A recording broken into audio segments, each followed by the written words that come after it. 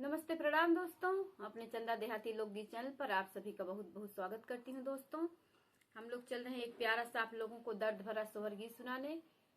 सास बहू का दर्द भरा सोहर गीत है, तो आप लोग जरूर सुनिएगा। फुल वॉच करके सुनिएगा तो गीत का आनंद मिल जाएगा आप लोगों को। और फुल वॉच पे बने रहिए, हमारे चैनल को लाइक शेयर सब्सक्राइब करिए, अपना प्यार दुलार आशीर्वाद दीजिए दोस्तों। तो चलिए सुनाते हैं। नमस्कार दोस्तों, बहुत ही सोहर गीत बहुत ही प्यारा है और सुंदर है। आप लोग प्यार से सुनिए और अपना अच्छा कमेंट करते रहिए और फुल वॉच करके गाना सुनिए। तो चलिए सुनाते हैं। बहुत ही प्यारा सोहर गीत है, दर्द भरा बहुत है। भोरही उठे नी बाहुरिया त सासु पैया लागत, सासु पैया लगाई हो। सासु हानिएड़ा मारनी कर जवा तू दूरी हटो बाजिनी हो। सासु हानिएड़ा मारनी कर जवा तू दूरी हटो बाजिनी हो। भोरही जे उठनी बाहुरिया जेठानी पैया लागन नदी पैया लगाई हो। भोर में जे उठनी बाहुरिया जेठानी पैया लागन नदी पैया लगाई हो। रामा बिगड़े केहू ना सहारा बिरह सब बोले रहो। रामा बिगड़े केहू ना सहारा बिरह सब बोले लाओ। बाहरे से आवन पियवा धाना के मुँह ताक, धाना के मुँह ताकाई हो। धनी काहे तोरा मनवा उदास, सुसुकी काहे रोवेलू हो। रानी काहे तोरा मनवा उदास, सुसुकी काहे रोवेलू हो। भोर में उठली मैं पियवा सासु पैया लागी, सासु पैया लागी लहो। सासु हानिएड़ा मारनी का जवा तू दूरी हटो बाजिनी हो। सासु हानिएड़ा मारनी कर जवा तू दूरी हटो बाजिनी हो।